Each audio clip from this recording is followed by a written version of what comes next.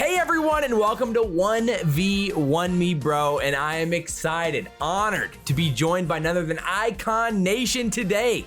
A content creator in the scene, does a lot of really great content, and we are going to be learning a lot about him today, talking about some spicy topics, drafting some of the best COD seasons in COD history, and going toe to toe in the final 1v1 Me Bro. And Ikon's gonna try to establish himself on the leaderboard and dethrone I hold shift. But before we get into that, I gotta ask Ikon, how you doing today, my man? Yeah, man, doing well. I'm excited to come on and talk some COD, and the scene's kind of crazy right now. There are teams all over the place. I don't know what type of questions you'll end up throwing my way, but either way, I'll do my best. I can't make any promises, but I'll do my best. We'll see what we can get through here. 100%. Yeah. I mean, you know, there's a ton of pressure, obviously. The highest steam. This is an Academy Award-winning show around here. So I don't want to be lowest on any leaderboards out there. So. Right. Nah, for sure. So obviously, how we start off, you guys watched this last episode with Shift. If you haven't already, highly recommend checking it out. Of course, after you watch this one, obviously. But we started off with some icebreaker questions, just kind of to get the convo going and learn about our guests a little bit. So today, since this is 1v1 Me Bro, the first question is there a 1v1 in COD history or esports history or even sports history that stands out to you as your favorite 1v1 of all time? Is there one that sticks out? You know, that's a super tough question, especially when you go through and you just focus it right into COD, because it seems like there's so many. It's like every time you watch a match, it seems like there's a really spicy round that comes down to a 1v1. So there could literally be a million, but I'll go ahead. I'll start this outside of esports just because I know we talked a little bit about where I was from before this show started. Yes. I'm a Cleveland boy. You mentioned you went to school pretty close to here. So one of the biggest thing that always comes to my mind when I think of 1v1s, I think of the 2016 NBA Finals when the Cavs finally broke through and won a championship. So I know that series. Yeah, you can talk about the 1v1 when Kyrie hit the step back over on the right-hand side to hit that three to win a championship. So now the majority of that series was just Steph versus LeBron over and over again. But when it came down to it, you know, the knock on LeBron forever has been, does he really have that ultimate clutch gene like a Kobe did, like a MJ did? But just giving the ball to Kyrie, letting him hit that step back on the right side to win a championship. That's the thing that comes to my mind. Most of the time, I'm wearing like Cavs hats in my videos and stuff like that. So that one will always stick to me. But when it comes to like esports or Call of Duty in specific, it seems like there's a gazillion of them. If there's one that really sticks out to me, and just because it was so recent, it wasn't even a 1v1, it was more so a 1v3. And that's the 1v3 that Accuracy had. It just seems like maybe once a year. Yeah, right. It seems like maybe one time a year you get a play like that. So just the way it all came together. And I was actually co-streaming that. So I was breaking that down with Midnight on Minnesota's channel. And when it happened, as soon as they got into that 1v3, I just thought, man, like how are we going to talk about this once it's over? Like they were so close over and over again. And then Accuracy throws the nade, gets formal weak, comes around the corner, mows down all three of them standing in the corner. So it just seems like maybe once or twice a year, you really get a hype moment like that. And that's the one that sticks out to me. I know it's not 1v1, but it was an insane 1v3 finish. Oh yeah, that's great. I love it. I mean, are you pulling for, who are you pulling? Are you still on the LeBron bandwagon then? Are you pulling for the Lakers right now, or where are you at with this? Yeah, I mean, basically just because, so interesting note, LeBron and I actually have the same birthday. We're 2 years apart, and where he grew up, where I grew up, we're like 30 minutes apart. So LeBron's always been somebody that I've followed and always rooted for. Listen, I was a little bit ticked when he went to Miami because I felt like he did us dirty. But now that he's in LA, I want to see him do well. I want to see him win. So we'll see. That Suns team is a tough matchup. But I'm pulling for LeBron. Go get it, man. That's dope, bro. That's dope. Yeah, I got to see LeBron one time, and I went to a Pistons first, like when they played the Pistons, like the first round of the playoffs when I was in college, one of those years, and I watched LeBron once. So I've got to experience it one time, which was sick. So the next question, pretty straightforward, is the classic dinner guest question. It's if you could have 3 people that are currently alive at a dinner party and just hang out, talk with them, vibe with them, and you know, just have a good combo with them, who would those 3 people be and why? Sheesh. And you said alive too. It seems like alive. If the question was like anybody in history, it seems like there's so many more people to pull from, so that would be easier. But if you're talking about alive, I'll start with LeBron just because we've already talked about him so much. He's been a pretty big influence in our area of the country.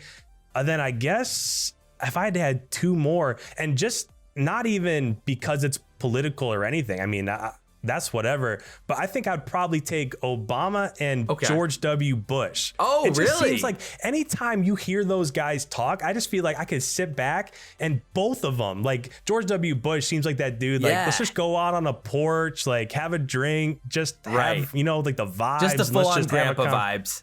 Right? Yeah, right. Yeah. So it seems like, sitting around a fire with both of those dudes. That'd be dudes, quite the combo with LeBron at the table too. You know, hey.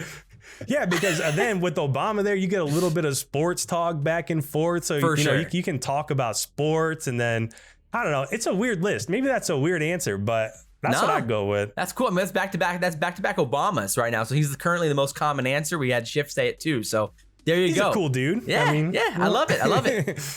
That's sick. So the third question, final question is, basically, it's pretty straightforward. And I saw your comment on the last episode. What movie have you watched the most in your life, man?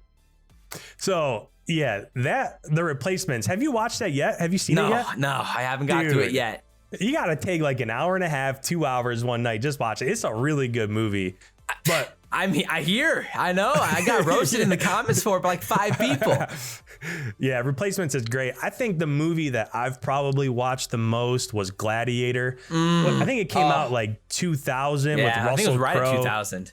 So good. I mean, that movie was tremendous. I've seen that movie probably 10, 15 times. And just 100%. The quote where he screams up into the crowd, "Are you not entertained?" And, oh man, that movie is something else. Second would probably be like Avatar. I'm a big Disney fan. Yeah, dude, I love Avatar. I love every Disney movie. I don't care what it is. Like the blue people Avatar. Yeah. Really? Wow. Yeah. Have you ever been to Animal Kingdom in Disney? I have not actually, no. Dude, there's a new part of Animal Kingdom that's like Pandora, and it's just all Pandora world. There's like floating islands, and you can ride a Banshee on the Flight of Passage ride. Dude, it's incredible. So I would probably say Avatar. That movie's great too. I respect it. Dang, that's sick. like I said last episode, mine definitely is undoubtedly Mall Cop. Goated movie. I recommend it. Best movie of all time. It's so good. Dude, I love that answer. Paul Blart, baby. Let's go. It's hilarious. That's sure. sick. So with that said, we can finally get into our first part of the gauntlet, the 3-part gauntlet, which is Name That. The segment on the shows, which kind of divides the show up. And you got to name moments, sound effects, whatever it is. The first round here will be one COD history moment and then one sound effect from COD history, which will be a score streak this time around. So, dude, I just got to tell you, I have very low expectations for this. This stuff is so tough. We'll see what happens, but I mean, I don't know. Right. At the end of the day, the fun of it is kind of like having the convo and like the nostalgia of whatever it is. The right answer is it couldn't matter less except for your spot and leaderboard and in COD history yourself. So how the scoring works, pretty straightforward. It's split into 2 parts. And so if you get it in the first part of the clip, you get 100 points. If you get it in the second part of the clip, you get 50 points. And every round, you can bet your previously earned points all on an answer if you are very confident that you believe that you have the right answer. So what's it, like a double or nothing or something? You can go all in double or nothing and double up all the points you have, and you can literally compound that to having a pretty insane score by the end if you're just a freaking genius. So I'm going for thousands here. Let's go, baby. I love to hear it. So first up, we have a COD history moment. And there's what makes it tough is really don't know where it's going to be from. So here we go. The first COD history moment. Let's rock and roll. That's going to be gunless. Oh my goodness. He's going to find one. Zuma finds another. Asim is going to answer it now. Advantage to face as well. The clock is stopped. The zone is going through. Formal knows he needs to go. Does anything ring a bell right there? Oh boy. There were a lot of names in there. That's a pretty good hint though, So the whole key here is you just gotta describe the moment and then give me kind of do your best to nail exactly what the moment is. So the more details you provide, the better chance you get. Heard formal at the end there, heard gunless at the beginning. Also heard Zuma, and there was one other name that was in there. I'll play it one more time if you like. Yeah. Play it again. Okay, we'll rock and roll one more time. And that's going to be gunless. Oh my goodness. He's going to find one. Zuma finds another. Asim is going to answer it now. Advantage to FaZe as well. The clock is stopped. The zone is going through. Formal knows. All right, there you go. Oh, man. Can you pinpoint the game? So I can say that this was prior to the CDL. That is true. It was not one of the casters that's obviously currently around. So it was prior. Those hit markers too sound super familiar. Absolutely. I think that was Black Ops 4. It was Black Ops 4. It was Black Ops 4. The gun, it was a Maddox. Yeah, we heard of Maddox in there for sure. Do you have any guess for specific moment? Otherwise, we can keep rolling it. You can go on for the second half too. So, I don't at the time. You know, let's go ahead. Let's keep it rolling. Let's put the second part. Sounds good. Let's rock and roll. Part 2. Here we go. Oh, Slack finds one. It's a 2v2. Cell and Zuma, they're in and amongst it. Zuma finds one. Slack with the slam. And to save, my goodness, but I think the zone I don't even know what happened there. Does anything ring a bell? That's a tough one. It's a tough one. It is. Obviously a 2v2. I just saw Celium in there too. I heard that name.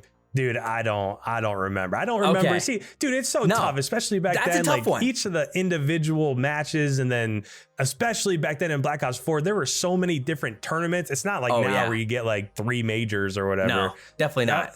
Hit me with it. I know it was Black Ops 4. Yes, it was Black Ops 4 Control Seaside, FaZe versus LG at CWL London. And this was the big old controversy of that tournament because Slack grab slammed both players in the zone as time expired right when they captured it. Oh, and I remember that. Even though they captured it, it gave the win to Slacked and LG.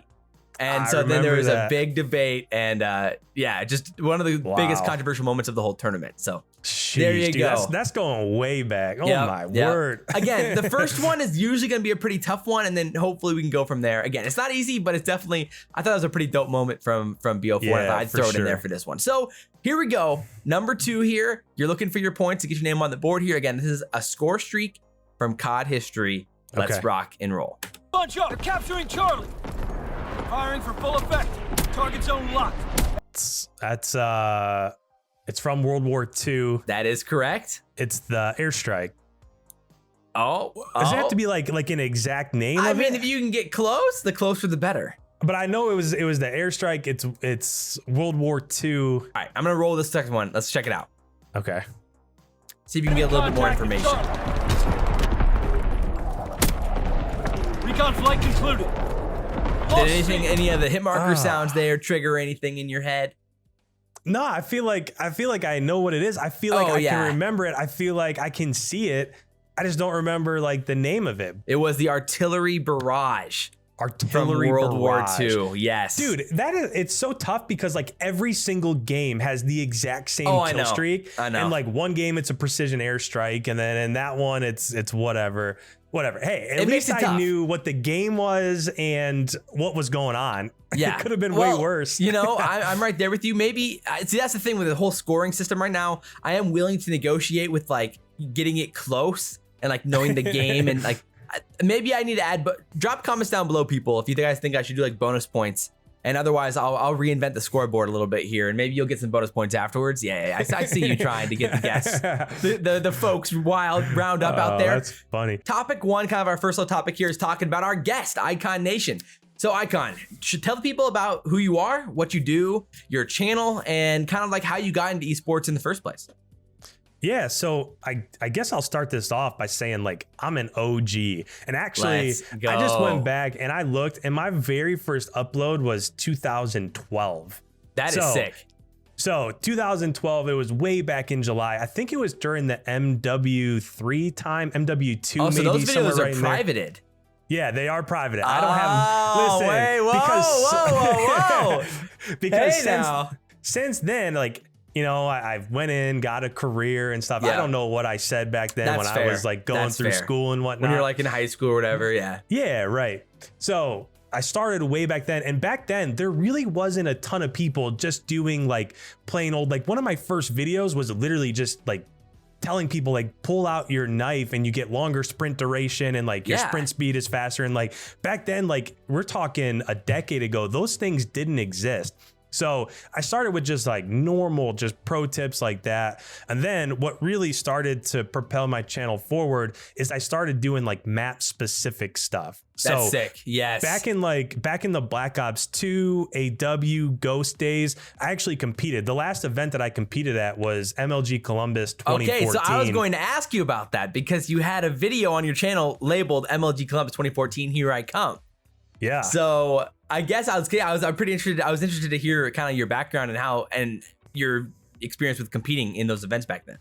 Yeah. So back then, you know, I grinded. You know, when you're going through school and stuff, you have so much more time to just sit down with a few of your buddies and just grind out games and modes and stuff like that. Yeah. So I felt like what made us so good, like, sure, we had good gun skill and stuff like that, but I felt like we were always really knowledgeable about like where we were going around the map and what we were trying to achieve. For sure. So I would literally just go into a private game and be like, okay, if you're playing SND on Solar in AW and you're trying to plant at this bomb site, like try to plant here. That way you can get to these locations and you can see if people go to defuse and just really basic stuff like that. But again, back then, like that stuff didn't exist. There was nobody doing it. Like you would just go in and you would watch Optic or Envy, or you'd watch these guys play, but there was nobody really giving tips the way that the scene is today. No.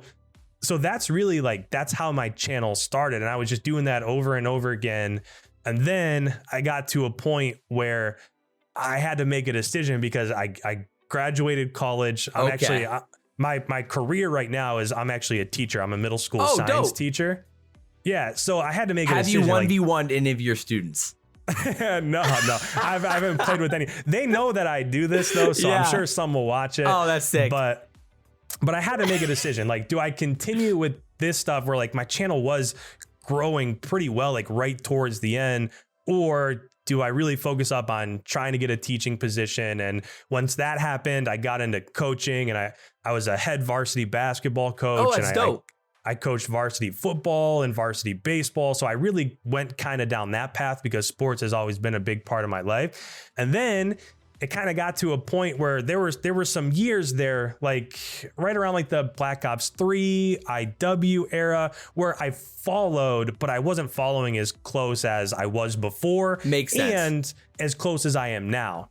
So once like the CDL was announced, and right towards the end of Black Ops 4 is really where I really started getting into it. Yeah. And then I picked back up. One of my biggest regrets is like I always felt like I was on the verge of really knocking down like a ton of subscribers. There were days I would wake up and I would get like 30 subscribers, and I wake up the next day, it'd be 50 subscribers, and it really started to grow. And one of my biggest regrets was that I just didn't continue doing it. So yeah, so when did you kind of like trail off uploading? I trailed off uploading, I would say like right after Advanced Warfare. So like right after the event that I went to, the MLG Columbus event that I went to play, right after that is where met my wife, got like my career job, stuff like that. So, you know, my life just kind of took me in a different path for a little while. Yeah, that makes sense.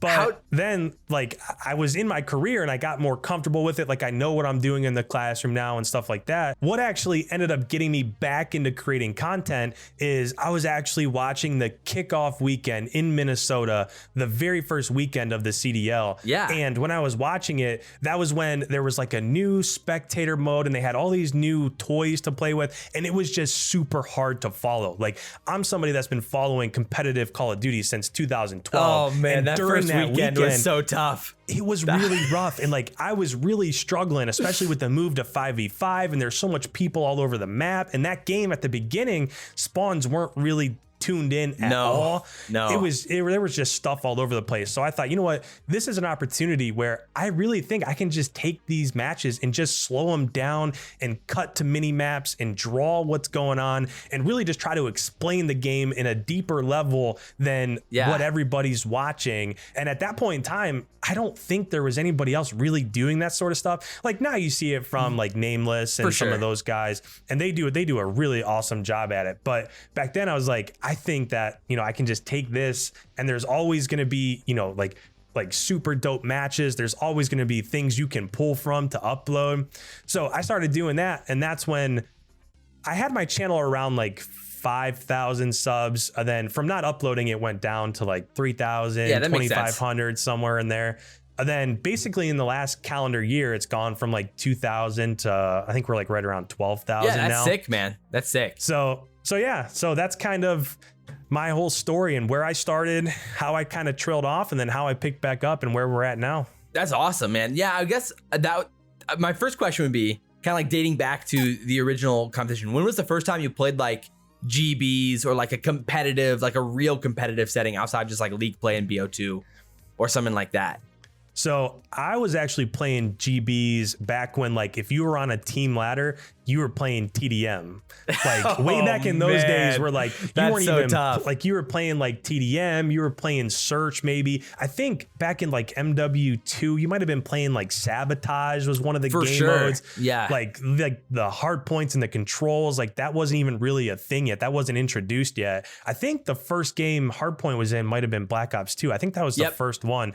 So before that, that's when I was playing GBs, and we were just, I mean, we were good. We'd be like somewhere in the like, I mean, we were grinders. We're talking like 130 or something like that. Yeah, so, and back then, you know, you're like that. No one was doing that. Yeah. Right. And you had, of course, not to mention back then, like I had one of those like those Dazzles, and then I had an HD PVR, like those boxes that were like this so big that you would record. So trying to, I mean, people would just dispute all the time. So trying to like record your gameplay on some like potato computer and then upload the film, and it was, dude, the scene right now is in such a better place. It's insane. But yeah, and that's when I started back then. I definitely, people take for granted like where we're at right now. To be fair though, BO2 is so revolutionary in so many different ways when it came to like the league play and then like theater mode and so many abilities to go back and like check all that out, which again, theater mode helps so much with the cheating aspects too. It was just so important. But yeah, I was just really impressed because I was going back to your channel. I'm like, dang, you were breaking down spawns in BO2 in 2013. I'm like, there's no way there were many people doing that back then, because I mean, really, the pros barely knew what was going on. The only people that really existed back then was like, you had like the drifters, and you had like the T-Marts of the world.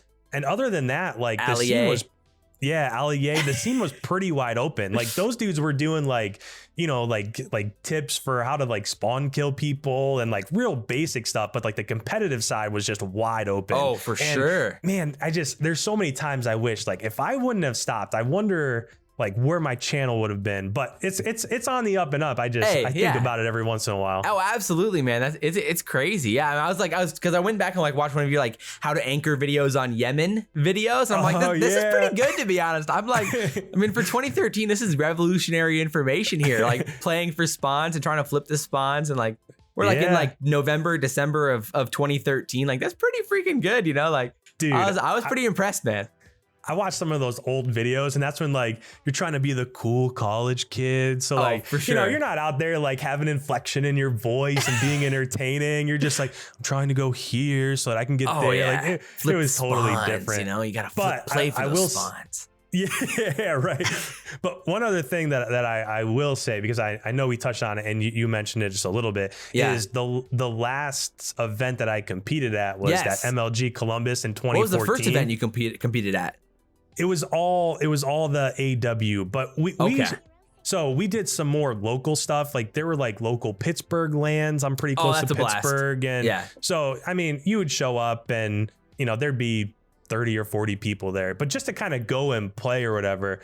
So, but the last one was MLG Columbus 2014. And we actually got bounced from that tournament by Noble Esports, which the roster that they had only existed from November until December of that year, 2014. And on that team was Killa, Mir, Study, and Parasite. Really? So we played them at LAN. They ended up booting us out. But Study ended your competitive career, bro? Yeah. Open bracket. Oh my goodness. That's so tough. Yeah, it was the open bracket, and then it was really early on in the weekend, but we had the hotel room, so we were there, and actually two of my teammates were from Cincinnati, and the tournament was in Columbus, so they left after we got bounced. Okay, that makes sense. But I just went down, and like the finals of that tournament was like FaZe and Optic, and that was a time when it was just a big open conference room at like at a hotel, right? So you're in there with just lines and lines of seats, and it was cool. They had like the soundproof boxes still. Yes. Yeah, it was cool. So they stopped doing that because the hotels were reporting them for fire hazards. And so they had to stop doing it because of that. I was watching that. I talked to Adam Apicella once about that, but interesting. Yeah, it's crazy. Yeah, there was a fire alarm pulled during that event too. Of course, classic, right? Like every one of them. My goodness, it's insane. But no, that's so sick. I mean, that's a cool little story there for MLG Columbus. I mean, what was the best placing you ever had at an event? I think we might have been like top 40 or something. Okay, that's pretty good. Nothing crazy, but I think at that point in time there were over 100 teams there. So like for sure, you'd lose a match, go to losers bracket, win a match or two, and then you'd play a Killa Parasite squad, and rip. It is what it is for sure. Yeah, that makes sense. Yeah, that actually. Oh yeah, fire away. What were you gonna say? I was gonna say, funny story. So that tournament was in November. I actually met my wife in September of that year. Oh, wow. So like the first 2 or 3 months that we were together, I was literally grinding. I was playing like 8 hours a day. I'm like, why did you stay with me? Like, she didn't know about it for sure. I'm like, sorry, I really want to play this tournament. So can I just go play? Right. So I always ask her, like, what were you doing? Like, why did you stay with me? I mean, that's impressive that she stuck through it. No wonder you guys got married, right? I mean, that makes a lot of sense then. That's crazy. That's sick. Yeah, I guess my first time I played GBs was near the end of Ghosts. And then my first like LAN I went to was like a little local LAN in Omaha, Nebraska in AEW. And I played like a 2v2 tournament there, but like I was trash. I was so bad back then. Like, I was just playing like League Play or whatever in AEW and like playing GBs casually. So it's like I was so bad back then, but so crazy. Your like competitive career was almost like kind of getting started when I played like my last LAN. Yeah. That's I mean, cool. I wouldn't say it really started kicking into gear until the end of AEW, beginning of BO3 was when I really started going. Like that's where I really started grinding.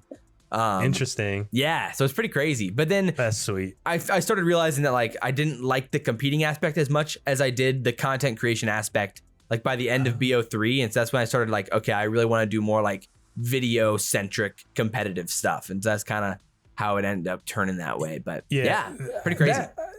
I mean, for sure, going in and like posting a GB, finding a GB, adding people, like that whole grind over and over and over again. Oh my gosh. Yeah, like that stuff can be just so like, oh my God, it's just demoralizing. It is. I just want to go take a gameplay and break it down and have some fun. It's just so much more cooler.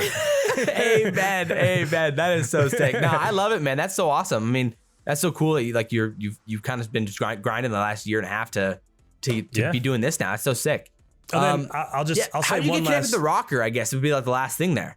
That's exactly where I was gonna go, because I wasn't sure if we were moving on or not. But yes. So I was making videos, like I think it was like 500 some odd days where I posted a video every single day. For real? Like 500 days in a row, I would go in, I'd find a clip, brother. I'd get a mini map, I'd break it down. I mean, I was on the grind. Now, not so much anymore because I've just got so much stuff going on. Right. But I try to take like more time into each video so that the quality is a little bit better and not just grinding them out. But for sure, either way, in the middle of that grind is when Kingdom Soldier, he commented on one of my videos. Kingdom is an OG of OG. If you guys don't know who Kingdom is, he had a podcast way back in the day where he was interviewing Nadeshot and Hex and Hook when he was 15 years old. I'd imagine he's kicking himself that he didn't like keep up with it, because he was on the grind back then. I remember watching him back in the day too. Yeah. So he popped into one of my videos and commented. And then we started following each other, talking back and forth on Twitter. And we started a podcast. It didn't even have a name. We did like 15 or 20 episodes of a podcast. Yeah, where we had Chance on, we had Lando on. That's awesome. Midnight, like just people like that from the scene. We had Attach on. I don't know why we we stopped doing it. But long story short, in one of those episodes was Midnight. Oh, so dope. Midnight came on and we just talked for 2 or 3 hours about Call of Duty and where she came from and stuff like that. And then once she, got a year or so later, she's in Rokkr now and she's their director of content and stuff like that. Yeah. And now that they're super content focused, like they put out content all the time. Hashtag Gary V, baby. Yeah, for sure. They've got the docu-series Saga, which is just tremendous. I think they do a really nice job with that series. For sure. We do co-streams on their YouTube. So anytime that they're playing, Midnight and I are in there doing co-streams and breaking it down like between matches, what's happening, what needs to happen going forward, stuff like that. But they had a podcast between her and Brett Diamond, so the COO of Rokkr. Yeah. And now Brett Diamond's going to go off and he's going to do like his own sort of like business focus, probably pretty close to what the Eavesdrop is. Yeah, that makes sense. And they wanted to have like a more competitive COD focused podcast. So that's when Midnight hit up Kingdom and I just from the podcast that we did earlier. And now we do that. So that's awesome. kind of, that's how I got involved. And it's kind of cool. So I got the Minnesota jersey on. I think they sent you stuff too. I got one in my closet over there. Yeah. Let's go. Yeah, I do, man. But yeah, it's just like, every time you get a chance to do whatever, hook up like we are here doing content and, just meeting up with anybody, you just take it and make the most of it. And who knows what connections end up coming through. Yeah, for sure, man. That is perfect. So I love it, man. And I think we can probably transition now into our part 2 of the Name That Game. I know, everyone's favorite game. And we'll basically get some points, bro. We'll go for, you gotta get on the board, man. You gotta get on the board. So this time around, it is a gun from COD History, and then the one not specifically COD related thing is a video game trailer of a popular game from the last handful of years. All right, so the first one here is a gun. I think I like your odds of getting this one. No pressure, but I like your odds. All right. All right. So we'll see if you can get it. Here we go. The gun from COD History. Let's check it out. That's the right there. So the gun is the PPSH. I gotta say the game, huh? I mean, you gotta say the game, but the PPSH is not the correct answer. What? Wait, hold on. Play it again. Yep, I got you. Here we go. A fast-firing SMG. Yep. How's that not the PP? Let me see here. There were a handful of other gunshots going around in the background, so it was kind of like a little bit messy of a clip because there's, I think, a shotgun going on in the background too or something. But if you want the part 2 to get a little bit more information there, maybe. Let's do the part 2. All right.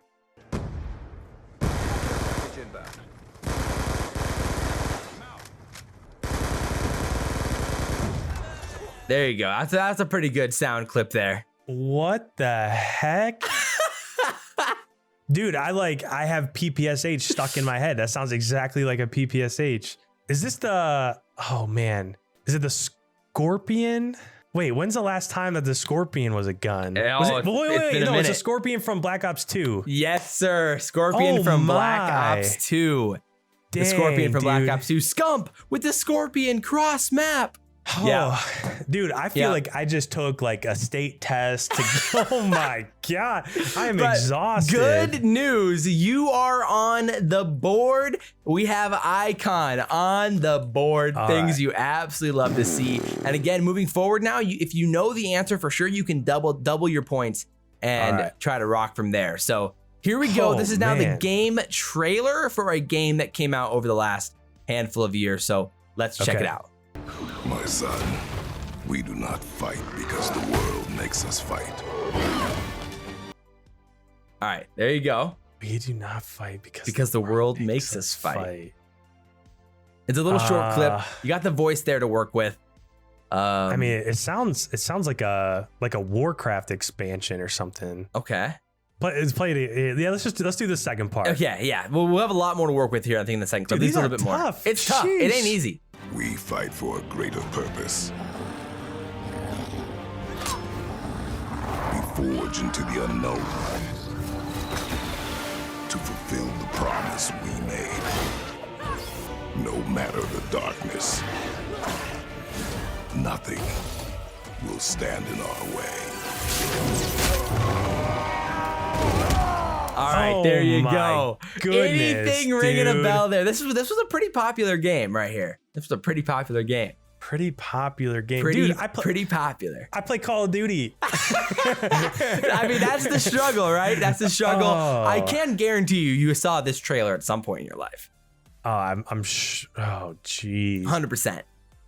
Dude, it's so tough because I play COD, I've played Warcraft, and I've played I have like 700 hours into Ark, like the dinosaur game. Oh, Ark. yeah. Other Shout than out that, Ark. I'm gonna take a wild Yeah. guess. Take a wild guess. I'm just gonna say it's a trailer from Halo. It's not a trailer from Halo. It is the official trailer for God of War from 2018. Oh, okay. Yeah. Yeah. I know that on the PlayStation exclusive God of War, I know that those are some of the greatest games of all time. Right. Never played them. It's tough. It's I've played a little bit of them, but I actually haven't played this one. It's one of the reasons why you buy a PlayStation is to play God of War. It's like God of War, Last of Us, the Spider-Man games. I played Last of Us. I haven't touched God of War or I mean, Last of Us is incredible. That is literally one of the best games of all time for sure. So no doubt. Alrighty. With that said, I know, man. Hey, it's tough. I'm It 1 for happens. 4. What the heck? I think you're basically on the same pace right now as Shift. So I mean, hey, it's gonna be a close one. It's gonna be a close one. So with that said, we kind of get into our final big topic of the episode, which was basically the difference between pros and amateurs and some of the skills, considering you're a player who has played through the AM scene and tried that, and you've obviously seen a lot of that in the past year and a half as well. Kind of the disconnect or the difference between pros and amateurs and what separates pros from AMs, and then some of the things that pros do very, very well that AMs can struggle to adopt at all levels, whether it's a guy who's playing League play for the first time up to a guy who's a top 20 in an open bracket or a top 30 in an open bracket. So I guess I can kind of send the ball to your court, LeBron style, and kind of alley-oop this thing to you. Okay. What things come to mind for you when it comes to the differences between great pros and some of the AMs in the world? So this year has actually kind of thrown a wrench into that thinking, just because we've seen so many AMs come in and just completely change the trajectory of their squad. Like Minnesota, for example, kind of looked like they were just treading water, and then Standy comes in, he pairs up with Attach perfectly. It moves Priesta to the flex where he obviously feels the most comfortable. And now all of a sudden they come in their first matchup, they beat Optic, they beat Dallas, they get the #1 seed in stage 2. So all of that happened just because Standy was able to come in and they were able to reorganize their roster and get to a position where they were pretty comfortable. And you've seen it also with Toronto bringing in Insight and yada, yada, yada. You see these AMs coming in and making a total difference for the squads that they're coming into. So a lot of that has been changed as of late, but I think there are things that they have to be good at. And I think contrary to popular belief, I don't necessarily think that movement and gun skill and stuff like that, I don't think that those are really two of them, because everybody has, first of all, if you take the top, 300 COD players in the world, both from the pro scene and the AM scene, they're all going to absolutely shred. There's going to be very small differences in who's hitting their target and who's not hitting their target. Yeah, that's fair. I just feel like at that point, everybody's got good gun skill. I haven't played competitively in forever, and I can still go in and drop 15, 20 in Warzone. It's just at that level, once you've played for so long, you get the muscle memory. Everybody's good at that. I do think when it comes to movement, if you're an SMG, it's probably a little bit more important than if you're a main AR. If you're Crim, I agree.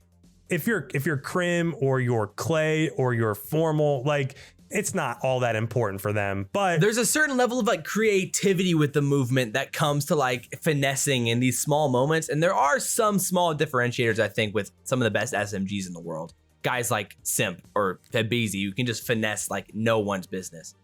Yeah. I mean, there's a reason why as soon as a game comes out, everybody's looking at Celium and Shotzi and Abizi. How are these guys gonna break the movement in this game to work towards their advantage?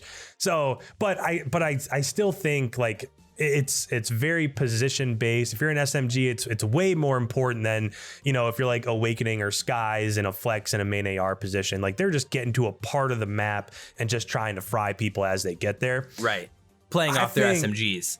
Yeah, for sure. I think when you get a little bit more specific is where the differences really come into play. Like for first one, everybody talks about tempo and pace, but I think you have to have control with that tempo and pace. Like you can't just go 1,000 gazillion miles an hour, G slide off of, you know, different railings and whatever. You're going to get absolutely shredded. And even throughout this year, you've heard the pros say a lot that when it comes to like scrimming, like top AM squads and people that are in the challenger scene, the game just plays so much different and they play so much faster than what the pro squads do.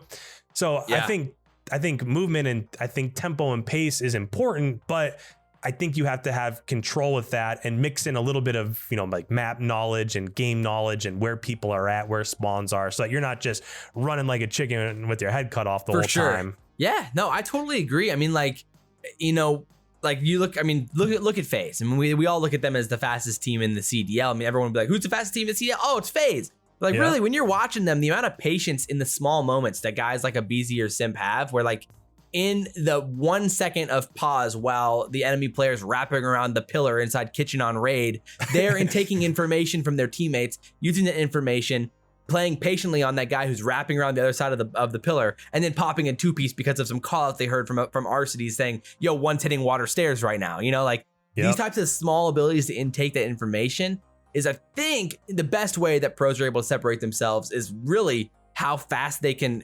process that information that they're hearing or intaking from the minimap and then translating that to their movement versus like, yeah, just their straight up, like how well can they control their recoil? But like, that's not really the difference, 100%. Right. It really comes down to way more minuscule small things.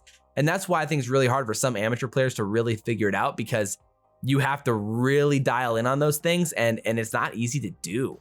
No. And it's funny that you went that direction, because kind of two other things that just immediately come to my mind is like the depth or the level of their communication, and then being able to use that communication. Yes, the meaning of the communication. Right, to be able to analyze situation and have the awareness of where things are at and where people are at, because there are a ton of times where if you go like even some of those clips that come up on Twitter of like amateur lands and there's just people screaming all over the place. Gosh, dude. Like this person's one shot, this person's dead, I'm pushing here, blah, blah, and there's 4 people doing that, and it's just like, how are you understanding anything that's happening other than I'm gonna shoot this guy, look at my mini map, and then just run to where the next dot is? It's like, insane. I started reffing for MLG in 2017, so I've seen my fair share of LAN, like random 128th seeded open bracket teams, you know, like in World War II and BO4, and some of the comms for these teams is like, you literally, there's no chance you can understand what these guys are saying. All 5 of them are screaming the whole time, and you're like, there's no way this means anything. And like, I 100% agree with you. Like, I did a communicate like the pros video like a few weeks ago, and one thing I mentioned in that video was like, you know, I can say, yo, I spawned where, I don't know, back left or whatever, you know, whatever map it is. I spawned back left, and I can communicate like the pros because the pro is saying the exact same thing I'm saying. But the problem is, to me or my teammates, that saying doesn't mean what it means to a pro. When they hear, yo, I spawned back left, that means that normally I'd be spawning front right, but because they're spawning back left, that means they're pushing up front right, which means that I can push up front left, and I can probably pre-aim this place, which is where they're gonna be looking, because they are expecting me to be there. Like, this deep level of thought that pros go through is like something that I think the average casual player just never thinks about. We're like, oh, you know, oh, they're spawning back left now. Like, that just means so much more to a pro player, and that's the small things that separate a pro from a guy who's you know, like a guy in the competitive ladder in league play or something, you know, is all of these small things, the meanings of these things, and their ability for a pro to react quickly. 1,000%. And I think like what I try to do on my channel, just by breaking it down, I think when you can take a moment and be like, look, this person spawned here because, like you were saying, they pushed up on this side of the map, which blocked that spawn, which forced them to spawn back here. But we can see that when we pause it and bring up the mini map and circle things and show routes and stuff like that. Yeah, going frame by frame. Yeah, they know just by saying, hey, I spawned over at P4, they know exactly like where their teammates are, what hill they're going towards. Yeah. Like they can take that communication and put it into actual situational awareness and know where they have to go from. I think that's a huge part of what makes pros who they are and why they're so good at the game. I 100% agree. It's almost like, this is gonna come from my puny knowledge of like how like languages that use like, let's say Japanese or Chinese, like different languages that actually use symbols. Like that one symbol could mean a massive phrase in English. It's like you see that, someone who reads Chinese can see this symbol, and that means this big old like 10-word phrase in English. So to a pro, they see the spawn and their one word saying, yo, I spawn back left, would mean me communicating to my whole team, hey, I spawn back left. Watch front right, they're gonna be pushing this lane and watch top wood right now. But like all that communication is already done for a pro by saying, hey, I spawned back left. For sure. And those small things are just insane. Yeah, on 1,000%, no doubt. I think probably the one last thing that goes into it is that if it's your job and if you are a pro and this is what you're signed to do, I think that there's just a tiny bit of a different level when it comes to their overall preparation. Like if you're Simp and you're a BZ and you're those dudes and you might think I'm one of the best challengers players, like I'm right there, I'm towards the top, but you got to go to school or you got to go to class or you have to do like everyday things. And when you get on, you might play for 5 or 6 hours and that's great. But by the time you get on, Simp and Abizi have been watching film for another 4 or 5 hours and they're diagnosing exactly what every single squad does. They have a room full of coaching staff so that when they go into a map or when they go into a match against whoever they're playing, they know exactly what teams like to try to accomplish around the map. They know where they have to be to challenge it. And it's all from just sitting back with their coaching staff, watching VODs and diagnosing each and every map. And again, I agree. And then pros have to be able to use that information effectively in game. And that's where I think an amateur player like, oh yeah, I mean, I did the preparation, but like, can you really, based off your preparation, can you know for a fact that, okay, this situation is going to cause them to do this, blah, blah, blah.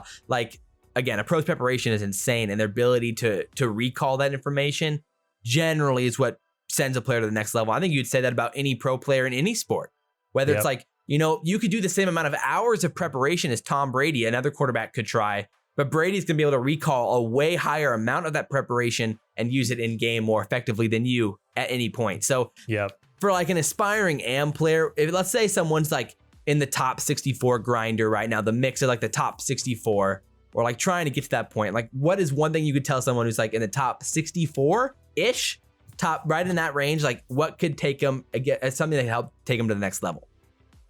I think, and you don't see a ton of this right now, like even in that challenger scene, is I feel like all of those things that we just talked about get to a much higher level when you're consistently playing with the same squad. Like I don't watch a ton of challenger stuff, but right at the beginning of the year, there's a reason why that Wester squad was winning everything. And there's a reason why a lot of those players are now in the CDL, because you know what, we're going to form a squad. We're going to stick to each other. Learn this game.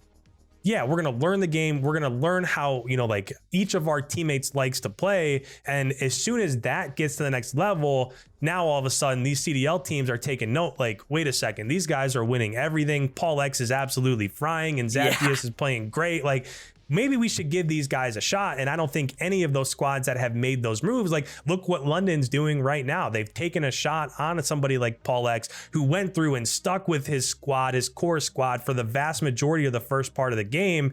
And now that did, like you mentioned, that helped him learn the game overall, rather than worry about, I'm going to go team with these three for this Challengers Cup, and then I'm going to go, you know what, we play 7th or 8th. That's not good enough. So I'm going to go over here. I'm going to play with these, rather than stick with your squad, learn the game, try to improve, really put in the time and hours. And then once you start getting those high placings and you show that, you know what, I can stick to these guys for quite a while, that's when CDL squads start to mention and really find out like who people are, and they just, get their chances based on that. Yeah, I agree, man. I think that's Perfect. I absolutely love it. Hopefully somebody took some value from that and enjoyed the conversation. So here we go, baby. We're finally into the last hurrah here. Your chance to rake up some points here and see what happens. What do I even have right now? I mean, so how many you are points currently sitting at 50 points. All right. Okay. So right now Shift's at 152. And we can see what happens there. And you could, again, if you notice one, you can double your points there, get to one or to what 150. So you can get really close here. So it's gonna be pretty good. So first off, we have a CoD personality. So this is based off the voice of a personality in the CoD scene. Just gotta guess who this person is. Definitely not easy. This can be tough, but we'll see and see how it goes. Let's check it out. Let's go. You know, for the first match though, I'm not disappointed at all. Could have 3-0'd him, but like, all right, there it is. This is a short clip. Oh, I'll give you one more go if you'd like. Yeah. There's a lot going on there. You know, for the first match though, I'm not disappointed at all. Could have 3-0'd him, but like, so based off my first instinct when I hear this, there's two people that come to mind. Like, even though I know who this is, because I made this, and there's two people this guy's voice sounds very similar to. So I'll be interested to see if you say one of them. I feel like it's right on the tip. Is there a second part of this? There is a second part of this. Yes. All right, well, let's go. Okay, rock and roll it. All right, sounds good. I think it's a team. Personally, I've never had a team where it's like just constantly up spirits and nobody's. You know, I've always had someone hop on bad moods. You know, kind of being a vibe kill. With this team, nobody hops on in bad moods, and you know. All right, there you go. Oh, it's getting not easy. I told you this was the tough one. I'll be impressed when someone gets some of these. Yeah. It sounds like Enable. Okay, so that is one of the guys that I thought you were going to say, but that is not Enable. No. Oh man, who in the scene sounds 95% like Enable? There's one other guy that I think it sounds like, and then there's the right answer. So I'll be interested to see if you can kind of pull out that other one. Yeah, I mean, Enable's the one that's sticking in my mind. Yeah, that's fine. I'm gonna send it in. That's fine. So that was Pristini. From the end of last year. Yeah, that was Pristini. Dang. I thought you might say Crim because he kind of says some of the words like Crim does. So I didn't realize until I listened to that a few times that like how similar he sounds to Enable and how he sounds to Crim. So those were the two guys I had in my mind. But hey, that's all good. It's all good. I'll be interested to see if you know this one then. This is the CoD Champs or Grand Finals moment. So it's a moment from a Champs or a Grand Finals. And we'll see if you rock and roll on this one. And let's give it a go. Right away, there's smoke down. He dodges some stuns, and he might be able to get the first pick. However, there is also a player that's going to be Neslo watching the flank. Nice pickup. There is somebody right behind him. He gets by an enemy line. There's Nade. Oh, man. Jeez, I feel like I can name so much from that. So okay, yeah, fire away. Obviously, it's Puckett and Fwiz. That sounded like an MTAR. Oh, he's getting warm. Which means it would have been from Ghosts. We got 3 details down, baby. Let's play that first part again. Right. Yep. Things get a little crazy. Right away, there's smoke down. He dodges some stuns, and he might be able to get the first pick. However, there is also a player that's going to be Neslo watching the flank. Nice pickup. There is somebody right behind him. He gets by an enemy line. There's Nade. All right, that was part 1 again. There is a part 2. So I heard Nade. Yeah. I mean, obviously, that's an obvious part. Also heard Neslo, and was Neslo on TK back then? At points he was. Yeah. Well, I feel like if I want to catch Shift, I feel like I have to. So you would be technically tied, although he did get a 1-point bonus last time, which is why he has 152. Bonuses? What are bonuses? Hey, I feel like, I mentioned that was Fwiz, that was Puckett, that was true. Ghost. You might have to get the 1-point bonus. I agree. It's pretty good. We can go on the second part here. Again, you can go double or nothing here on the second part and still be tied right there with Shift. So we could get pretty close here. All right. I'm with it. Oh my goodness! Going for the ace now. Last man standing is going to be Goonjar. I have him highlighted on your mini-map. Goon about to get cleaned up from behind. Yeah, Nate shot's a peacock. You got to let him fly sometimes, man. He gets those kills. Going for the ace. He got the ace. Oh, and he gets the ace. There you go. Oh, okay. Obviously, a nade. So it was a nade shot ace from Ghost. But It who was. the heck? It was Gunjar. Do you and know what Neslo team on they the were same playing against? And do you know what tournament this could have been from? When I think of Gunjar, I think of Envy. And when Okay. I think of Neslo, I think of TK. Yeah. But I don't know where their paths crossed. It is one of those two teams. Okay, so it was while they were on Envy. Okay. All But the right. I'll give it tournament- to you. Now, Oh, what tournament is it? That's the real. boy. When did Optic play Envy? I feel like I just gotta send it. Okay. It seems like all the iconic moments from back in the day happens at MLG Anaheim, so I'll just send it. Okay. MLG Anaheim, I don't know.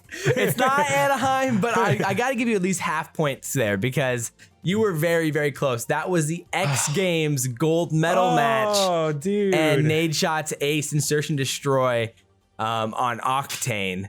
And so Wow. what a legendary time against Envy, of course, with that roster. And so Hey, listen, I don't know how you're gonna do the points, but I got Neslo, I got Gunjar, I got Nade Shot, I got Fwiz, Oh, I got I know. You were doing Puckett, really I got good. the game, I got the gun sounds. You did. I mean, it's really, really close. And again, you were right there. I'll be honest. I think overall you probably performed slightly better than Shift. I'll be honest. So I'm we going to can give go- you the 153 points. Let's go! I'll take it. Let's go. 1 point better than Shift. Oh my let's unword. go. What a comeback. What a Yes, comeback. sir. Hey, that's not, listen, I like drama. I wanted to wait till the very end to put it all together and get the things right. So there you Is what go. it is. You're on the leaderboards. First place, 153 points. Shift's Let's probably go. going to be salty. He's going to have to come back and have to make There you something go. happen. Again, we're Yeah, still me too. working with the Hey. points here. So maybe in the future you might have 1 million points. I mean, who Yeah. knows? You know, Oh. that could be completely Dude. changed. Next season, I'm coming back on. I'm redeeming myself. Facts, absolutely. So I know we've already been going for a little bit longer than the episode before, but with editing and everything, we might be hovering around that 50-minute hour marker. So we're heading into our last segment here, which is our draft, and this is where we Ooh. face off 1v1 style Ooh, and okay. draft the best teams. So this time our teams are going to be comprised of the most entertaining and best years of competitive CoD. So this could come from a playing perspective mixed with a viewership perspective. Like, oh, well, this year it was a ton of fun the year was a ton of fun to watch, but it wasn't as fun to play. So Okay. from your own weighted scale, you know, we're drafting the best overall years of competitive CoD. So it's a snake draft. So do you want the first pick or the Yes. second and third pick? First pick, because I feel like it's the only one that matters. Okay. All right. That's fair. You already know where I'm going Yeah, with this. I know where you're going. I wanted the first pick, man. Listen, I'm OG as it gets.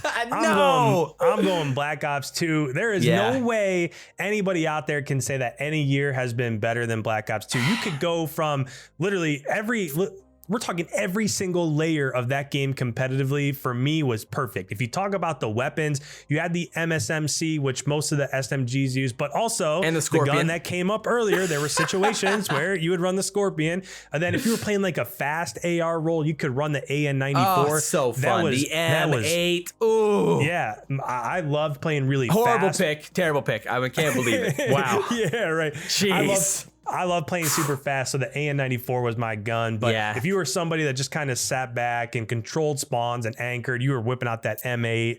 And then do we even get into like how revolutionary the pick 10 I system know. was or the The hard maps? point, the score streaks. It was great, man. It was such Everything a was good. perfect. It was. And It was. and And it the hype was super- there.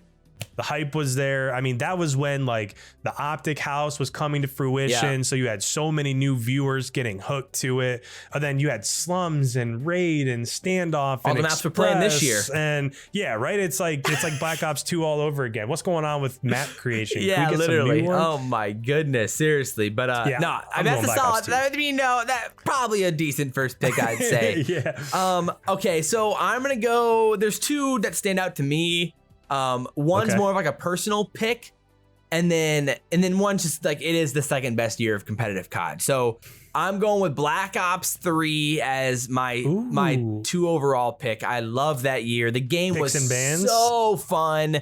The meta was a ton of fun that year. We still had the M8, the VMP, all the different guns, the Man of War, everything else. The score streaks were great. I loved Uplink. You get an Uplink Call of Duty, which is ideal and so much fun. And so hopefully I can redeem myself and can make a little bit of comeback there off the Black Ops 2 pick.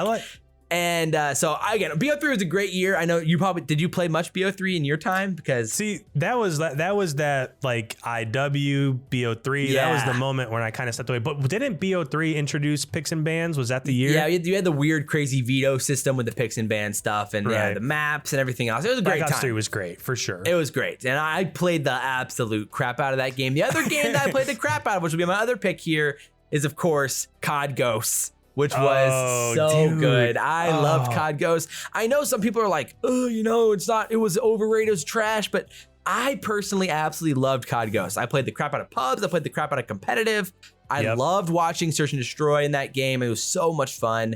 I know you had Dom. I know you had Blitz. But at the end of the day, like, I just loved that whole game, the whole year. The competition that year was awesome. The Complexity Dynasty and the optic stuff that year was great too. So I'm going, those are my first 2 picks and going from there. I love those. Ghost was probably like my second favorite game overall too. Actually, that game had my favorite weapon. I don't know if people can see, but that gun that's lit up on the wall right there. I got the that Remington? That's the Remington. It's my favorite gun of all time. Yeah, that's sick. So yeah, Ghost was an I gotta move you on the screen so that people can see it. There it is, right there, people. Right there. There it is. Yeah, boom. Actually, I got that as a Christmas present, and somebody was. It was actually my sister-in-law was like, "What's your favorite Call of Duty gun?" I was like, "Remington." That's it. So I'm actually really jealous because I've been considering getting a neon sign like everybody for a while, and I'm like, I want one so bad. They're so cool. I think you can go to like Etsy and get whatever you want. Right there, it would look pretty good. Oh man, I don't know. Etsy, go to Etsy. That's your ticket. I guess I'll have to check it out. But that's a great. Yeah, right, so I love that. I get the next 2. Yes, you get the next 2 to go 2-3 here for you. I'm gonna go just specifically based on mode here. Actually, I'm gonna go mode with the next 2. I think Black Ops 4 with the introduction of Control. I think that was a great year. Other than Uplink, I think Control was the 3rd best game mode. Now, I will say in this game, in Black Ops Cold War, I'm not sure it works quite as well. In Black Ops 4, of course, you had specialists. So they were great for specialists. It was fantastic. If you had 15 or 20 seconds left and you needed to break a hill, like go in there with your gravity spikes, the war machine. Yeah, it was. So I thought, now, I do think that it might have been, I don't know, maybe it wasn't everybody's favorite because it was a little ticky-tacky here and there. For sure. But I just think, like, giving birth to Control, and now it seems like it's probably going to be a pretty steady mode throughout Call of Duty games moving forward.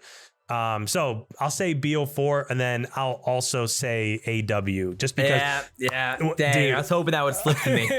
Whenever AW, like every time there's a new year that, like, we're right in that mode, like right around kind of where we're at right now, where they're like, what's the next Call of Duty game gonna be? I'm always crossing my fingertips. Like, is it gonna be AW2? Like, I want AW2 so bad. And back then, like, they went on this streak where, like, they probably felt like they struck gold with the advanced movement and the jetpacks and stuff like that. And then they just did it too many years in a row. I feel like it just got worn out. But if they could go back and just give it like 1 year, like 1 year of AW2, then go back to boots on the ground for a couple years. But I don't know, AW, and not to mention when you're talking about, so that was the last game that I competed in, that MLG Columbus. When I competed that first month is when the meta really sucked. The meta was 4 BALs. You could only use a BAL at the beginning of that game.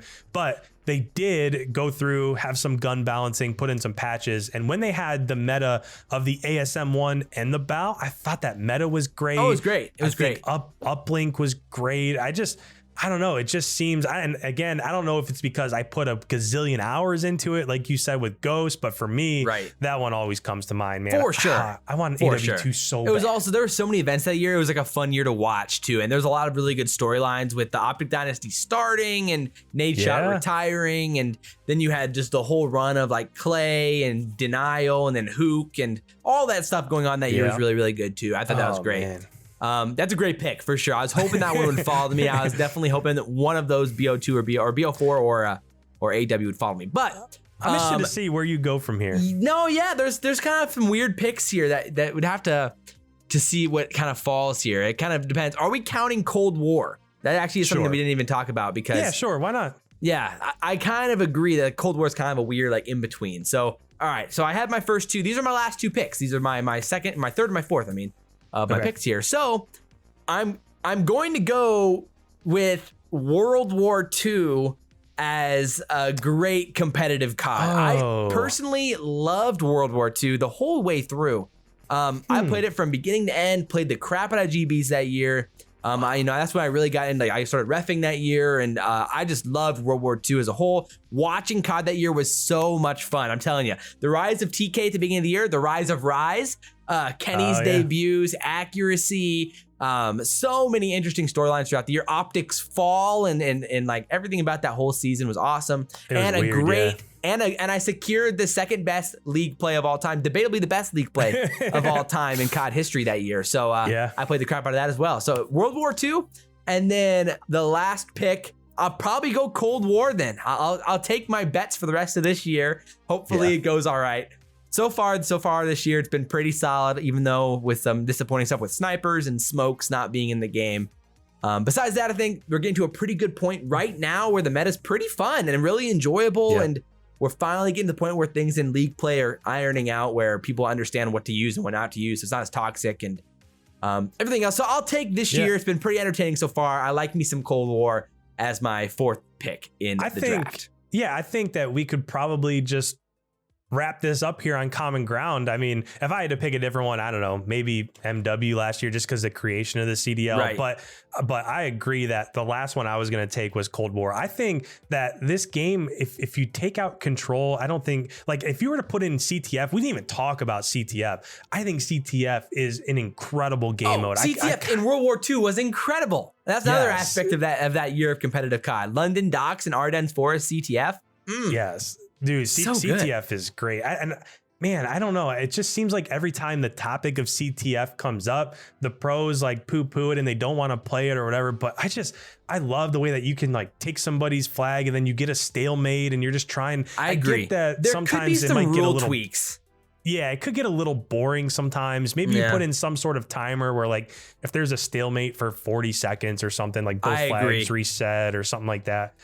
But yeah, I think this year, Cold War for Call of Duty, I think that just the amount of parity that we've had this year with how many teams are good and you come out and 1 week New York beats Atlanta, then the next week they lose to London. And it just seems like each and every major, there's new storylines. And I love all the roster mania that's been happening. Like if you look at last year with MW, dude. Yes. I hated when squads like, all right, we're just going to hope that, all right, we're 3 months, 4 months into the season. We're going to hope that our squad can figure it out. Like Paris.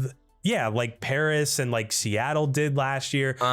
I love the fact that this year, like Minnesota, for example, we're having an issue. We're going to bring in Standy. We're going to see if it works. Definitely. Or London has went through 8 iterations of their squad. Yeah, I mean, that's been ridiculous. That's been a little bit out there. And I thought London was finally there. I thought, okay, they're looking pretty good. They have something to work with. And then they drop 50% of their squad. And who knows, they might get better with Alex and Afro. We'll see. But I like the fact that it seems like there are so many squads that are saying, you know what, we're not going to settle. We're going to continue to try to make waves and make our team better. And it's just interesting. Like going into this stage 4, you have Dallas who just brought in Vivid. I think that's going to be a perfect setup and place for Vivid. I can't wait to see. And that's just like another storyline. Whereas last year, it did get a little stale. Besides like Awakening. It did. Yeah. It's absolutely frying, but 100%. Yeah. I 100% agree. So wait, so who's your last pick? You picked BO2, BO3, and AW. Or no, BO2, AW BO4. and BO4. Yes. Yeah. I think I'll take MW. I don't think last year was perfect, but I just think the creation of the CDL and, you know, just making the league overall more competitive and more professional and all of those things. I think that if you look back 10 years from now, it's going to be the thing that propelled the scene forward quite a bit. So it might not have been my favorite game. I mean, I think I probably played Warzone more last year than I actually played MW. But I just think everything it did for the scene and bringing in viewership and stuff, I just think it was the beginning of what we now know as the Call of Duty League. Yeah, that's fair. I mean, we did both leave IW off the list, that means. So that's one of the only COD since BO2 not drafted. To be fair, that year, the game sucked. I hated IW, but the CWL was pretty fun that year with NVV Optic that whole year, and kind of like the whole story of whether or not Optic could win a champs was pretty cool, I think, throughout the whole year, and a lot of like fun debuts of a lot of rookie players that year as well, who end up really being great the next few years too. So Optic Dynasty, we left it off our list. Yeah, the Optic Dynasty's championship gets left off the list. Tough stuff for the Optic fans. We'll definitely hear about that in the comments. Right. But man, that's been it for 1v1 bro this time around. I mean, obviously, like I said, we kind of pull the old hot ones around here and roll out the red carpet for you. Let's go. Plug everything you got. What's going on YouTube wise, content wise? Where are you gonna be? Where can people find you? Yeah, so you can find me on YouTube. Just search Icon Nation, Call of Duty. It'll come up on Twitter, Icon Nation, same thing. But yeah, basically just making content around the CDL, trying to explain and break down exactly what people are doing. You can also see me every single time there's a major or every single time there's a Minnesota Rokkr match, doing the co-streams over there. We have a podcast also every Tuesday night with Midnight and Kingdom. So just trying to get more eyes on the CDL and put out some content that maybe a lot of people aren't doing. Yeah, no, absolutely. I think it's awesome. And I would imagine at some point we'll be recording some more like breakdown videos together as well and doing some stuff like that, considering I'm doing a lot of that with Learn from the Pros and stuff like that on the channel too. So dude, thanks for having me on. Absolutely. I super appreciate it. This has been a blast. Yes, it's been a blast. I hope you guys enjoyed this one, the second episode of 1v1 Me Bro. Like if you did, like, comment, subscribe, share the video if you guys really enjoyed it, and go follow Icon Nation everywhere. Hope you guys enjoy it. Talk to you next time. We out.